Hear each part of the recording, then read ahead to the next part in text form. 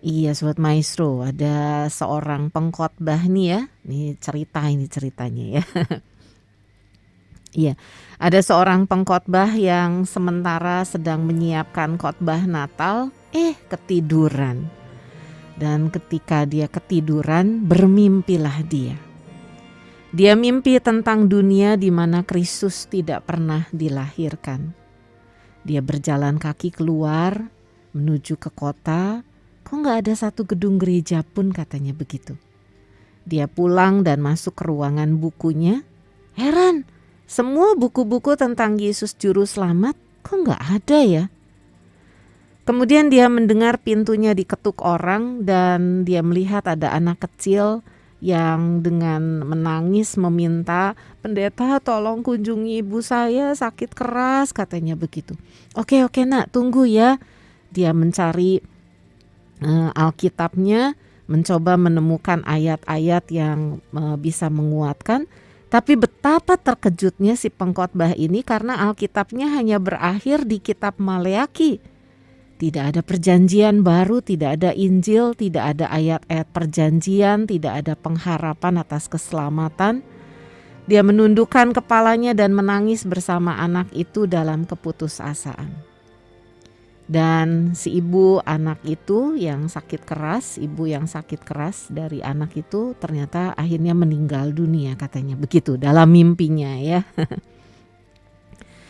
Dan si pengkhotbah itu berdiri di samping peti jenazah ibu anak itu untuk memimpin upacara pemakaman.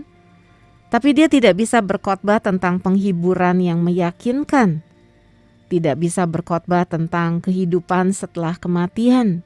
Kecuali dia hanya berkata, apa yang berasal dari tanah kembali ke tanah, dan apa yang dari debu kembali ke debu. Hanya demikian.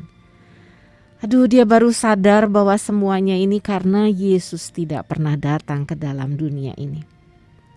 Tiba-tiba terjagalah dia oleh suara paduan suara di gerejanya yang bernyanyi haleluya, katanya begitu. Kesukaan bagi dunia penebus datanglah. Beri hatimu kepadanya, sekalian nyanyilah, sekalian orang bernyanyilah. Dan si pendeta itu, si pengkhotbah itu menarik nafas panjang, dia bilang, aduh syukurlah itu hanya dalam mimpi, katanya. Dan ternyata betul, sungguh-sungguh Tuhan Yesus sudah datang ke dalam dunia. Tidak ada harapan sama sekali untuk pengampunan dosa dan hidup yang kekal ketika Tuhan tidak datang, ketika Tuhan tidak dilahirkan. Kaitannya jelas sekali Sobat Maestro ketika Tuhan Yesus datang dalam perayaan Natal yang beberapa waktu ini akan kita peringati.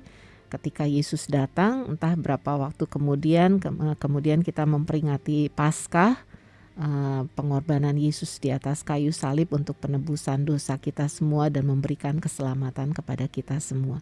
Kalau Yesus tidak dilahirkan, tidak ada juga pengorbanan Yesus di atas kayu salib. Dan bersyukurlah seperti tadi lagu yang sudah dinyanyikan oleh Ruth Sahanaya, demikian Allah, sama seperti firman Tuhan dalam Yohanes 3 ayat 16, membawa berita bahagia yang sangat indah bagi seluruh umat manusia di dunia. Karena begitu besar kasih Allah akan dunia ini, sehingga ia telah mengaruniakan anaknya yang tunggal, supaya setiap orang yang percaya kepadanya tidak binasa, melainkan beroleh hidup yang kekal.